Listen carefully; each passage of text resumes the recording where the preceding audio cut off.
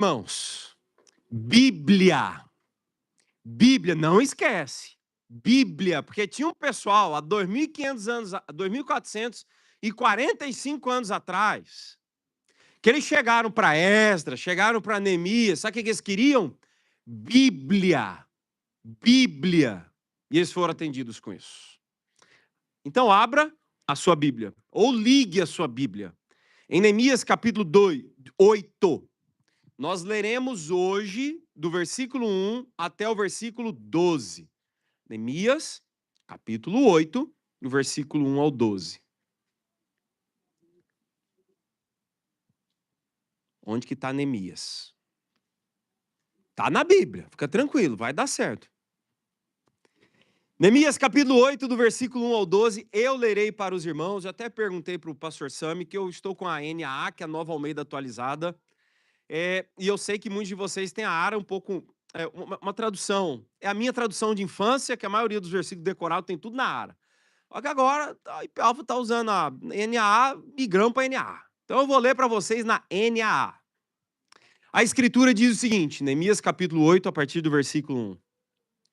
Quando chegou o 7º mês, e os filhos de Israel já estavam morando nas suas cidades, todo o povo se reuniu como um só homem na praça diante do portão das águas. E pediram a Esdras, o escriba, que trouxesse o livro da lei de Moisés, que o Senhor havia ordenado a Israel. Esdras, o sacerdote, trouxe a lei diante da congregação, composta por homens, mulheres e todos os que eram capazes de entender o que ouviam.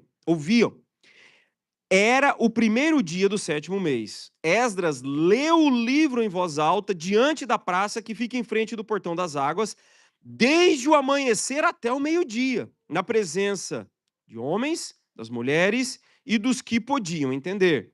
E todo o povo tinha os ouvidos atentos ao livro da lei.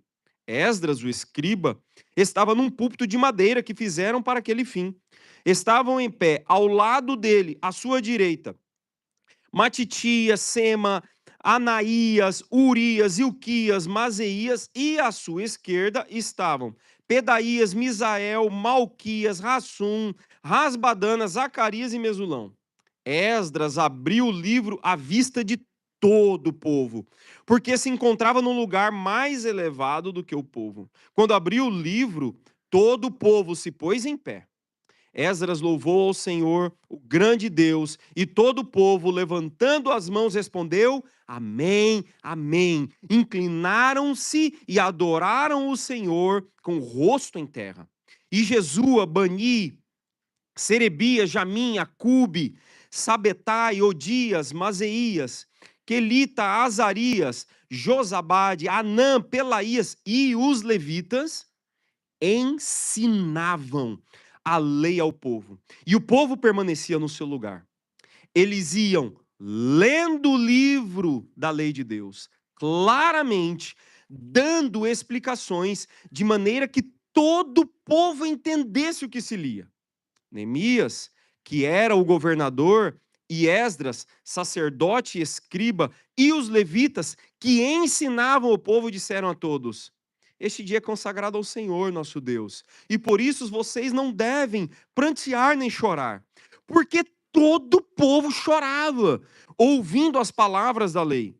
Então lhes disse: Vão para casa, comam e bebam o que tiverem de melhor, e mandem porções aos que não têm nada preparado para si, porque este dia é consagrado ao nosso Senhor. Portanto, não fiquem tristes, porque a alegria do Senhor é a força de vocês. Os levitas tranquilizaram o povo, dizendo: Acalmem-se, porque este dia é santo, não fiquem tristes. Então o povo se foi para comer, beber, mandar porções aos que nada tinham e fazer uma grande festa, porque tinham entendido as palavras que lhes foram explicadas. Textaço. Absurdo que tem aqui. Isso aqui dá um mês de sermão se a gente for picotar esse texto.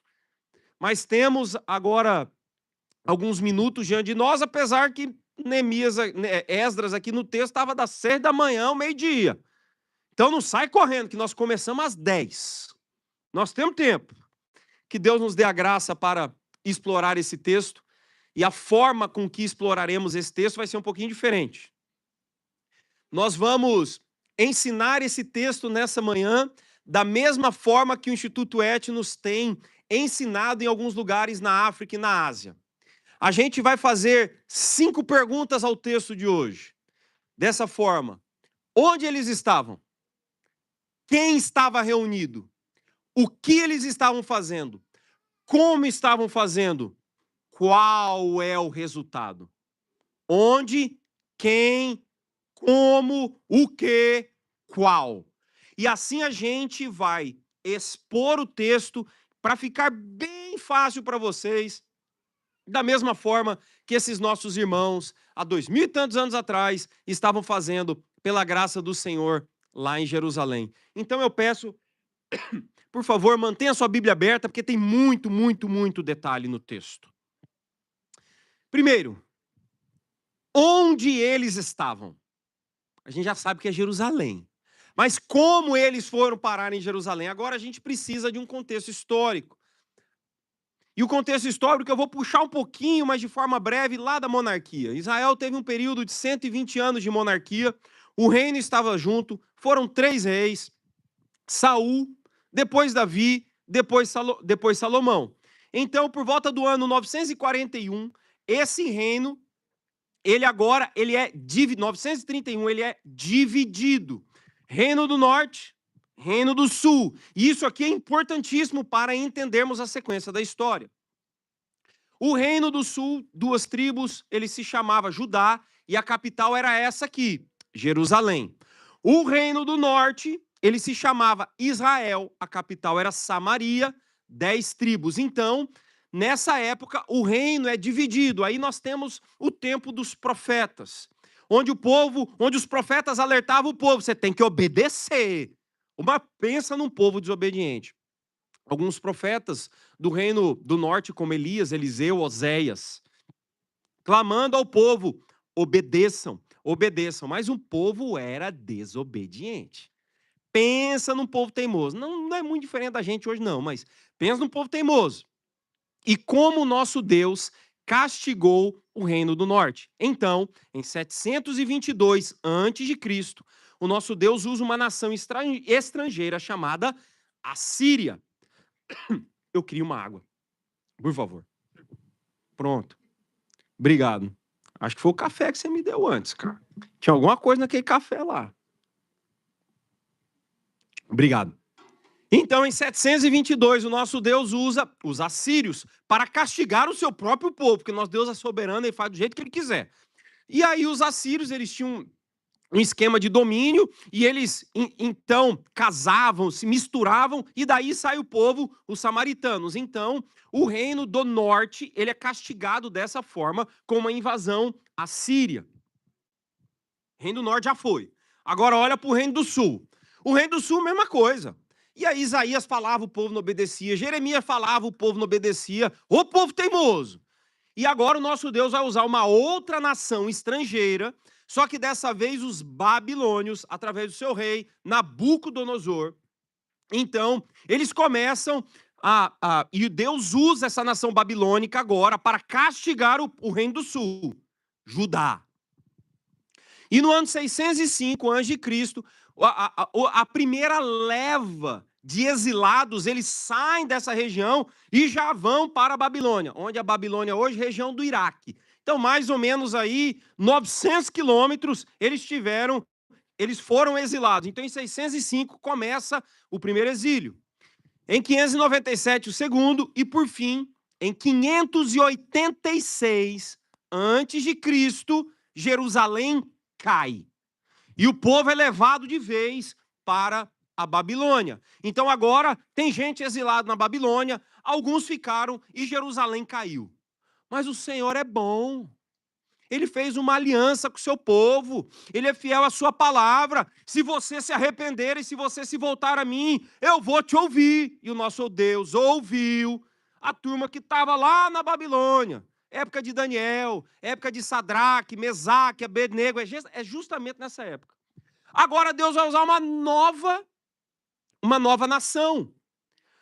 Ciro, rei da Pérsia, em 538, ou seja, arredondando aí 70 anos depois do início do exílio, Deus vai usar os persas para libertar o povo de Israel. E agora, 2 anos depois, o povo de Deus começa a voltar lá da Babilônia para o território de Israel.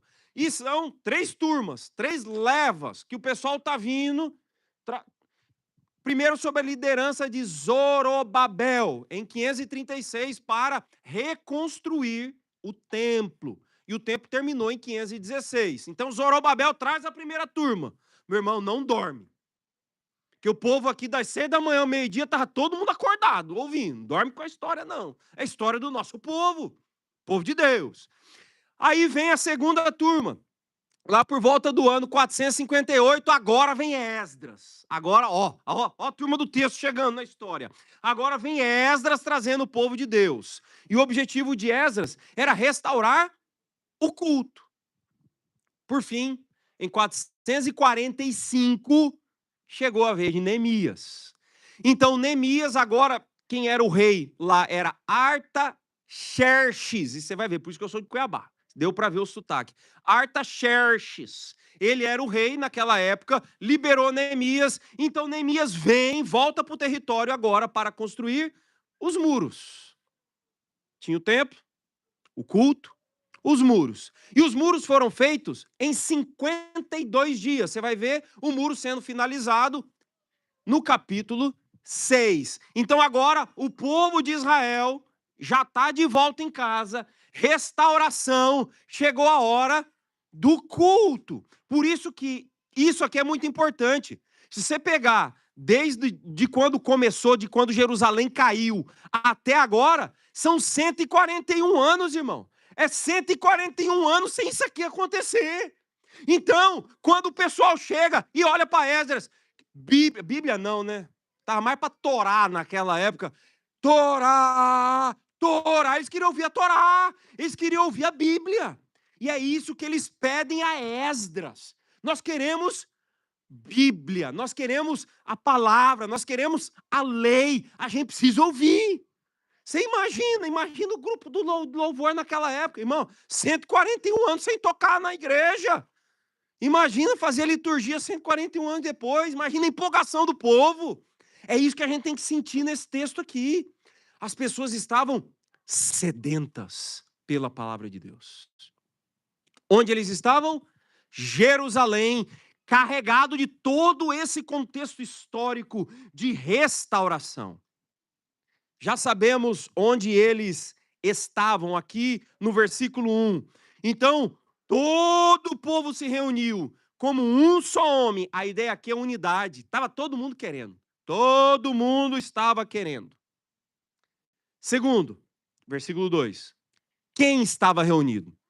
Todo o povo. Mas todo o povo, quem? Enxotar as crianças para a escola bíblica. O que eles fizeram? Quem estava reunido? Veja no versículo 2. Temos aqui alguns princípios para nós hoje, trocentos anos depois, preciosíssimos. Esdras, o sacerdote, trouxe a lei diante da congregação, composta por homens, mulheres e todo mundo que conseguisse entender. Então é todo mundo, você consegue entender? Senta aí. Senta aí e ouve, porque a lei será lida, será explicada, será aplicada. Consegue entender? Senta e ouve, porque não tem idade. É para homem, é para mulher, é para todo mundo. E aqui, então, nós temos um princípio muito importante para nós hoje. O culto é para a congregação, é para a família. Temos que estar juntos. A gente não tem que enxotar ninguém. Não é só para... Igual a gente sai para jantar. É a mesa de homem, é a mesa de mulher, é a mesa das crianças, que geralmente quando a gente janta é assim. Pelo menos foi assim essa semana. No culto não, irmão. No culto é um mesão só, igual nós estamos vendo aqui. Todo mundo junto, como família, unidos para ouvir a palavra do Senhor. E aqui, então, todos que eram capazes de entender, eles estavam juntos. no primeiro dia do mês. E o mês aqui se formos trazer para o nosso calendário hoje, é outubro. É quando eles estavam juntos e quando isso aconteceu. Então já sabemos onde eles estavam. Já sabemos quem estava presente. E Esdras ali liderando o povo. Quem era Esdras? A gente tem aqui no versículo 9 a informação sobre ele, sacerdote e escriba. Se você for para o livro anterior, chamado de Esdras, no capítulo 7, versículo 6, por exemplo, você vai ver que Esdras era ninja na lei. Cara, conhecia de Bíblia, conhecia de Escritura, conhecia de Torá, conhecia da palavra do Senhor. Então era ele quem estava liderando o povo nessa hora. E isso aqui é outro princípio importantíssimo. Temos que estudar, temos que nos capacitar. Não dá para subir aqui se você não estiver pronto. Você precisa de conhecer a Bíblia. Então, esse aqui basicamente é o primeiro cenário. Isso aqui é um contexto onde eles estavam, quem estava presente. Estava todo mundo, estava toda a congregação. Terceira pergunta que nós fazemos para o texto agora. O que? O que eles estavam fazendo? Versículo 3. O que Esdras, o líder, nesse sentido ele fez? Esdras leu o livro em voz alta, diante de todo mundo. Que horas? Do amanhecer ao meio-dia, das 6 da manhã ao meio-dia, por 6 horas. E veja o finalzinho do versículo 3. Isso aqui, meu irmão, isso aqui é demais. E todo o povo tinha os ouvidos atentos à leitura. Não está falando só homem, só mulher, só criança, não, só os mais velhinhos. Não, não, não. Todo o povo estava atento. Todo o povo. Atenção total. Ah, mas é porque eles tinham sede. Porque eles ficavam 100 e tantos anos. É longe disso aqui, agora eles queriam. Não, isso aqui é um princípio, isso aqui é um ensino para a gente. Temos que estar atentos. Agora eu vou dar um exemplo prático do que não se deve fazer. Eu e minha esposa fomos a uma igreja, estávamos num culto na semana passada. E eu sempre sento no canto, não adianta. Eu gosto de sentar lá no fundo, lá no canto, é onde que eu gosto de sentar. Ah, você não quer barulho e senta na frente. Não, aí não faz sentido, né, irmão? Não tem jeito, aqui tem que ser tudo igual. E aí sentou um casal do nosso lado. Chegaram atrasado, para variar, falta de reverência. O culto começa às 10 da manhã, 10h15 a turma está chegando, já não tem reverência. Beleza. Aí senta do nosso lado, já chega na hora do louvor. Aí o irmãozinho senta com a irmã do lado. Aí já chega na hora do louvor, já começa a fazer o vídeo. Legal. Aí senta para ouvir o sermão, WhatsApp, publica o vídeo no Instagram e vai ver os comentários do vídeo, sentado do meu lado. E meu sangue já estava aqui, ó. E eu olhando pro irmão do lado. Não faz sentido. Me perdoa a palavra, mas isso é hipocrisia. Você está fazendo um vídeo, publicando, e na hora do sermão, você está agora acompanhando o Instagram e o WhatsApp para ver o comentário daquilo. Semana passada do meu lado. Na igreja que eu e minha esposa nós fomos. Mas espera um pouquinho. Quando eu olho para a Escritura, está escrito: ouvidos atentos ao livro da lei. E agora a gente vai ver logo na sequência, no versículo 6, a extrema reverência ao culto ao Senhor. Mas não, a geração hoje quer fazer o quê? Isso aí eu já tinha visto lá na minha igreja no Brasil. Porque muitas vezes a gente começa um culto 7 horas da noite lá no Templo Novo, na hora que dá 7 horas da noite tem um terço da igreja sentada. Não faz sentido. Ou então, e eu já vi isso também, na hora do louvor, mesma coisa, parece que virou tradição. Faz o vídeo, publica no Instagram, senta para ouvir o sermão, vê os comentários do vídeo. Meu irmão, olha o que diz a Escritura do Senhor. Atenção, ouvidos atentos, para sermos alimentados por ela, pela palavra que está sendo pregada, lida, explicada. Senão, como é que você vai dar conta de aplicar depois, se você não ouviu? Mas além da leitura, com o povo atento, o que eles estavam fazendo? Veja agora o versículo 6. Louvando ao Senhor. Louvando ao Senhor. Esdras louvou ao Senhor. No versículo 3 ele lê. No versículo 6 ele louva ao Senhor. Mas ele louva ao Senhor junto. Sozinho. Não. O grande Deus e todo o povo, levantando as mãos, respondeu: Amém, amém. Veja a continuidade. Inclinaram-se e adoraram ao Senhor com o rosto em terra. Reverência. Qual foi a última vez, irmão, que você botou o rosto na terra? Não precisa nem ser aqui no culto, pode ser em casa. Como sinal de reverência e humildade diante daquilo que também o versículo 6 diz, do grande Deus. Reverência diante do nosso Senhor. E veja, isso aqui não era um show, ou seja, uma apresentação. Esdras está lendo, Esdras está louvando, e a igreja está com aquela cara de porta. Não! Havia resposta.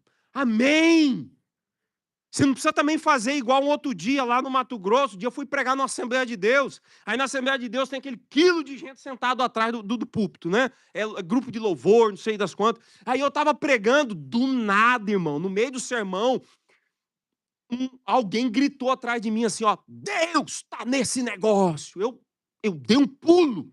Falei, também não precisa ser assim, irmão. Pode ser um pouco mais organizado, vai assustar o pregador. Porque veja o que está acontecendo aqui. Reverência. Reverência. Nobreza. Nobreza é Bíblia. Quer ver um texto? Na segunda viagem missionária do apóstolo Paulo, quando ele passa a Macedônia, ele vai ficar primeiro, lá no capítulo 16, um tempão em Filipe. Depois, vira o capítulo 17, ele vai para Tessalônica. Depois de Tessalônica, ele vai para uma cidade chamada Bereia. E no capítulo 17 de Atos, versículo 11, está escrito: os judeus de Bereia eram mais nobres do que os judeus de Tessalônica. Por quê? Porque paravam um jegue mais top, porque usavam uma toga de marca, uma sandalinha, estou falando daquela época, né? Não, porque estavam agarrados na escritura, na Bíblia. O pastor falava, o irmão conferia. Era gente apaixonada por Bíblia. Por isso que eles eram nobres. Não era a condição financeira dos caras lá em Bereia, mas a nobreza, segundo a escritura, está ligada à Bíblia. Eu sou apaixonado por isso aqui, irmão. Isso é chique demais. Isso é chique demais. Bíblia. Bíblia. Olha o que a gente aprende aqui, o que eles estavam fazendo? Lendo. Eles estavam adorando de forma reverente ao nosso Deus. Agora, alguns detalhes no texto. Como exatamente eles estavam fazendo isso? E Neemias vai apresentar, porque parece que ele apresenta uma imagem maior, agora ele vai detalhar nos versículos 7 e 8 como eles estavam fazendo o que estavam fazendo. Veja, isso aqui é fantástico. Tem um nome aqui de um monte de gente, se você quiser procurar nome para filho, não sei se tem alguma grávida aqui no versículo 7 tem um nome bacana, você pode dar uma olhada, escolher, fica à vontade. Mas o que essas pessoas de nome diferente, junto com os levitas estavam fazendo? Ensinando. Essa é a palavra. Aqui está a chave. Eles estavam ensinando. Agora precisamos de um detalhe histórico importante. Quando o povo de Deus eles vão para a Babilônia, eles voltam com um novo idioma, que é normal. Você passou trocentos anos em outro lugar, você vai captar a língua, o aramaico. Então, quando eles vêm de volta para a sua terra, eles vêm com o aramaico. Mas a lei, ela não foi escrita em aramaico. Ela foi escrita em hebraico. Então, quando se lê a lei, se lê em hebraico. Mas ali tem gente que fala em aramaico. Então, como que você resolve esse problema? Praticamente é o dia a dia nosso do trabalho do Etnos na África e na Ásia, né? É o dia a dia nosso. Você traduz, você ensina. Então, é muito provável que, inclusive, essa palavrinha que ensinavam, ela também pode ser traduzida como traduziam. Então, veja agora no versículo 8. Eles iam lendo o livro da lei, claramente, dando explicações de modo que o povo entendesse. Então é muito provável que esse povo estava espalhado no meio do povo, e eles estavam junto com o povo, na língua do povo, porque senão o povo não vai entender. É óbvio que não vai entender. Na língua do povo, explicando, lendo, explicando e dando claras explicações sobre o texto para que o povo entendesse. O nosso método de ensino, e agora muita atenção, porque esse negócio que está sendo gravado não é palavrão, se chama cafuco-fuco. Não é palavrão. Na língua Chichewa, do primeiro país que nós começamos a trabalhar, que foi o Malawi, significa investigação profunda. Daí, então, nós adaptamos o método indutivo e nós criamos o nosso cafuco-fuco. Então, você conduz a pessoa a ler, a entender e a aplicar o que está no texto. Nossa, vocês inventaram a roda. Não, não inventamos, não. Dá uma olhada no versículo 8, eles já estavam fazendo bem antes da gente. A gente só está fazendo o que o princípio bíblico já orientou a gente a fazer. Você lê a Bíblia, você explica a Bíblia, você aplica a Bíblia de forma clara, senão as pessoas não vão entender. Nós temos que fazer isso crendo que o Espírito Santo de Deus vai falar através da Escritura. E nós precisamos caminhar nesse sentido, explicando a Bíblia de forma clara. Eu compartilhei com meu amigo Sami há pouco que eu terminei essa semana de escrever a sistemática do Etnos, o último módulo, missiologia. E então, é um jeito de ensinar teologia sistemática um pouquinho diferente do usual. Porque nós trabalhamos com povos orais. O que é um povo oral? É analfabeto? Não, não é essa a ideia. Um povo de cultura oral, ele não está acostumado com a escrita. Ele conta história para as próximas gerações e a história é passada entre famílias, entre do vô para o pai, do pai para o filho e assim por diante. Um povo de cultura oral. Isso é muito comum. Muito, muito comum em África e Ásia. Então, a teologia sistemática, ou seja, são blocos de teologia, você não pode ensinar ela primeiro. Porque se o cara não aprendeu a história da redenção, que é uma história, um livro, uma história, um povo, uma aliança, um Deus, um Cristo, ele não vai conseguir encaixar os blocos de teologia. Então, primeiro você vem com a teologia bíblica. Você conta a história da redenção para depois você ir para a sistemática. Só que o jeito que ensina a sistemática, você tem que ir fazendo perguntas. E a resposta está no texto. Aí entra o cafuco-fuco. Aí se eu confundir geral vocês agora. Mas basicamente é o seguinte, vamos para Burkina Faso. Nós já estamos chegando no finalzinho da sistemática. E lá nós temos 30 alunos, fora os refugiados que moram conosco na nossa propriedade. Então, tem os refugiados, mais os adultos lá, mais de 30 pessoas, e mais 30 pastores evangelistas que participam conosco. Agora sim, dentre eles, 2/3 ali são analfabetos. E é interessante que a sistemática 4 é a doutrina da salvação. E uma das perguntas que a gente faz é: por quem Cristo morreu? Então você faz a pergunta e você quer ouvir dele. Só que você já veio construindo desde o início para você chegar nessa pergunta. E foi muito interessante. Ele sempre senta à minha esquerda, é um fulani, etnia fulani, ele se chama Iero, ele é diácono lá da igreja, e ele respondeu de forma simples, ele é analfabeto, só no ouvido. Jesus Cristo morreu pelo seu povo. Eu olhei para aquele negócio, falei, posso ir embora. Missão cumprida. Porque para um cara chegar ao entendimento de um negócio que para muita gente não faz sentido nenhum, mas biblicamente está claro, através de uma pergunta, porque o trabalho foi feito. Leitura, explicação, aplicação de forma clara da Escritura. Aí teve um outro evangelista que ele aprendeu numa escola da Assembleia de Deus, porque em Burkina Faso não tem igreja presbiteriana, nós passamos longe de lá. Lá, quem está lá, a gigante lá, é a Assembleia de Deus. E esse obreiro que se aproximou de nós, ele estudou na Assembleia de Deus. Então aí o Ali, ele se chama Ali. Aí o Ali empolgou e falou assim, então eu estou evangelizando errado. Porque quando eu evangelizo, eu chego para as pessoas e digo assim: Jesus morreu por você. E ele, por si só, ele entendeu: eu posso estar mentindo. Porque eu não sei se Cristo morreu por aquela pessoa, se ele morreu apenas pelo seu próprio povo. Aí pronto, aí a teologia, ela vem da mente pro coração, entra na corrente sanguínea, irmão. Aí funciona. Porque pela própria escritura, ele chegou ao entendimento. Você não precisou escrever textão no Facebook, não precisou brigar. A escritura faz o serviço. Por quê? Porque a palavra é inspirada de Deus. O que a gente tem que fazer? Ler, explicar, ensinar de forma clara, seja aqui em Tampa, seja em qualquer lugar do mundo que a gente for, para a glória do nosso Deus. Qual o resultado? A gente já viu onde é que eles estavam, quem estava presente, o que eles estavam fazendo, como eles estavam fazendo, qual o resultado de tudo que aconteceu. Agora de resultado tem muito. De resultado tem muito. A partir do versículo 9. Porque o povo, pelo jeito aqui, começou a chorar. Entrou em desespero. Aí é choro.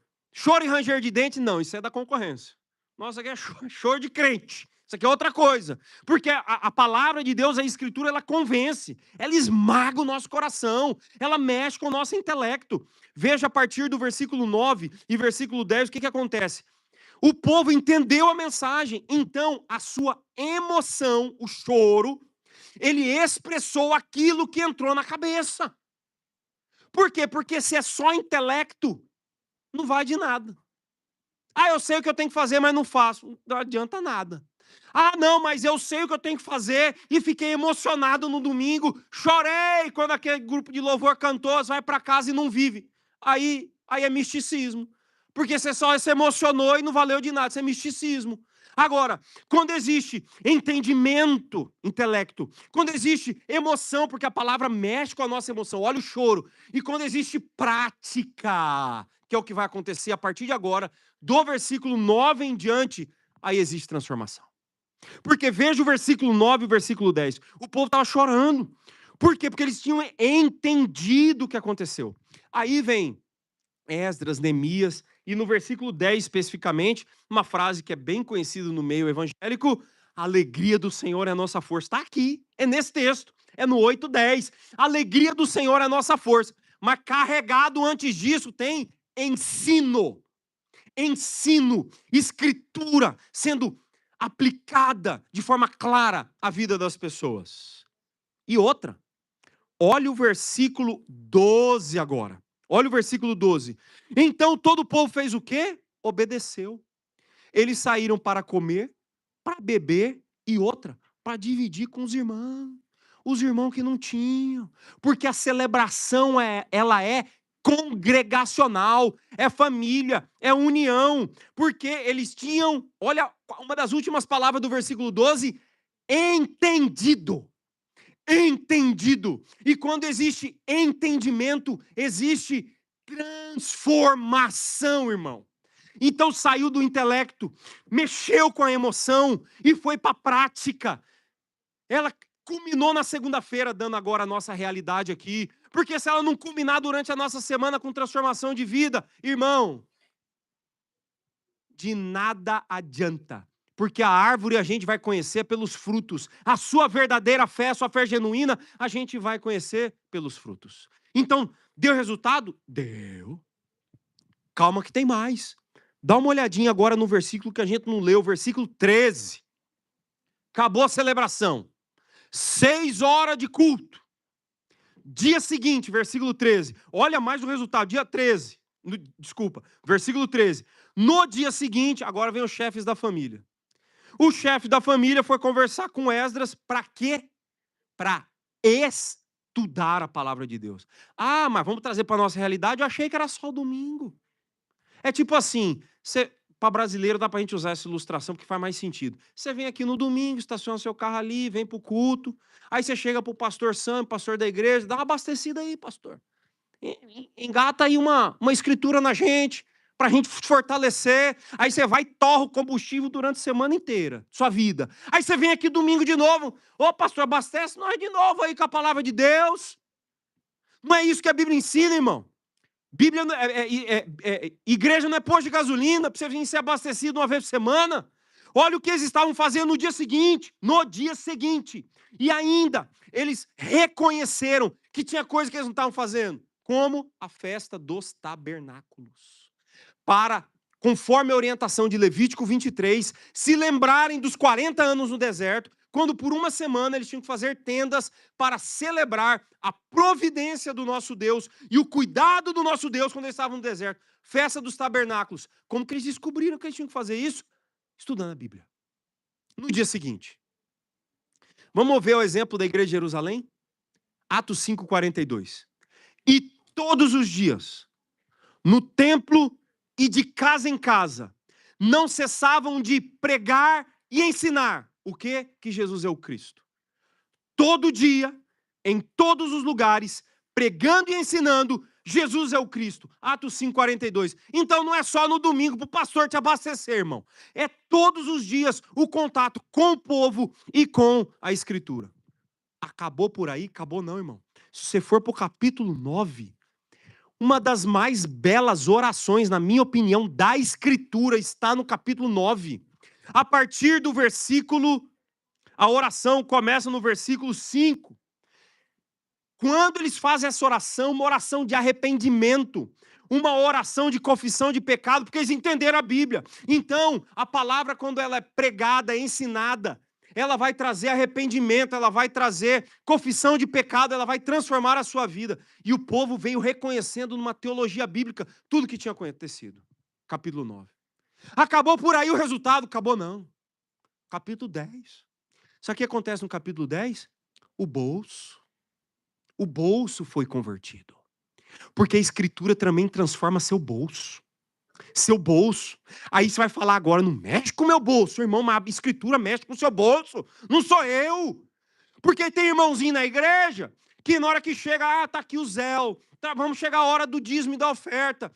Aí na hora que ele mete a mão no bolso, tem um escorpião morando lá dentro. Aí aquele escorpião que você põe a mão no bolso para catar o celular para fazer o Zéu, você, opa, escorpião. Meu irmão, a Escritura mata o escorpião do seu bolso. Sabe por quê? Veja o capítulo 10, várias palavras. Andariam na lei de Deus, guardariam e cumpririam, assumiram a obrigação, comprometemos a trazer, assumimos a obrigação. Capítulo 10. Então, a Escritura trouxe arrependimento, trouxe prática, trouxe confissão de pecado, trouxe restauração de festa, converteu o bolso do povo também. Porque bolso convertido é um sinal da transformação. Ah, não mexe com o meu dinheiro. Quem disse que o dinheiro é seu? Você é crente? Dinheiro não é seu, não. Você é só um mordomo. Vai com calma. Não vai ficar pegando o que não é seu. Acalme-se. Falar aqui, usando as palavras aqui de Neemias e Esdras. Acalme-se, irmão. A Bíblia, ela transforma. Hoje, pela graça de Deus, hoje a gente não precisa mais de festas, de tabernáculos, de tendas. Porque essa palavra, ela se fez carne e habitou entre nós, que é Jesus Cristo. Cheio de graça e de verdade, e vimos a sua glória, glória como do unigênito do Pai. Hoje, nós vivemos num tempo diferente desses irmãos. A palavra já está pronta, completa. Esses irmãos não tinham tudo igual a gente tem. Eles estavam olhando para frente, aguardando o Messias já veio. A palavra está completa, então, irmão, leia, use, abuse dela. Fale com Deus, Senhor, fala comigo através da Bíblia. Ele vai falar, porque a palavra ela transforma. O Cristo já veio, a palavra de Deus encarnada. Termino contando para vocês um testemunho que aconteceu. Eu só não vou contar o país para preservar os nossos irmãos daquela igreja presbiteriana. 26 de fevereiro desse ano. Porque a partir de agora, quando perguntarem para mim o que é sola escritura, eu vou citar esse testemunho.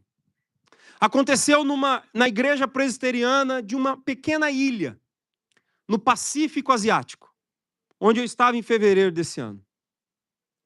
E eu me lembro que quando começamos a trabalhar ali, há 2 anos atrás, um irmão, um missionário, ele ligou para mim e falou: aquela igreja presbiteriana lá é liberal. Falei: por que é liberal, irmão? Porque eles ordenam mulheres. Falei: calma, irmão, tô chegando lá, a gente vai passar um raio-x, vamos ver o que acontece.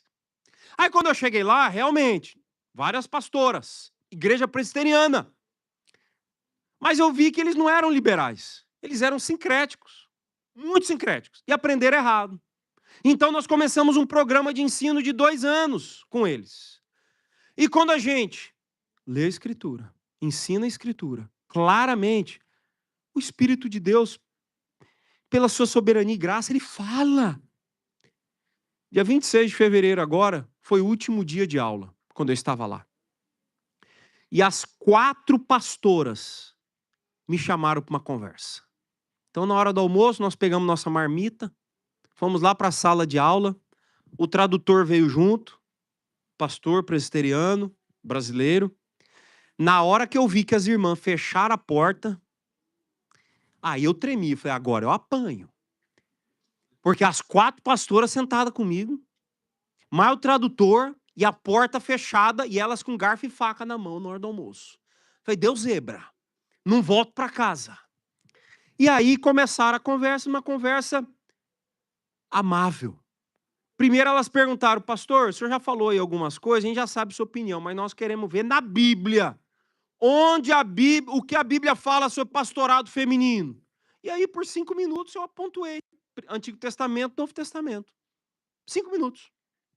Na hora que eu terminei de falar, uma das irmãs, ela bateu na mesa 3 vezes, gritando: Bíblia! Bíblia! Bíblia! E olhou para as outras: nós estamos erradas! A Bíblia diz ao contrário. E as 4 caíram num pranto. Eu também, obviamente. O tradutor. E foi um momento de quebrantamento absurdo. Como é difícil você ver, cara. Mas o Senhor nos permitiu viver há 3 meses atrás. E então a gente começou a conversar, elas perguntaram: o que a gente faz agora? E a gente estava chorando, enxugando lágrima. Elas reconheceram pela Bíblia o que a Bíblia diz sobre isso.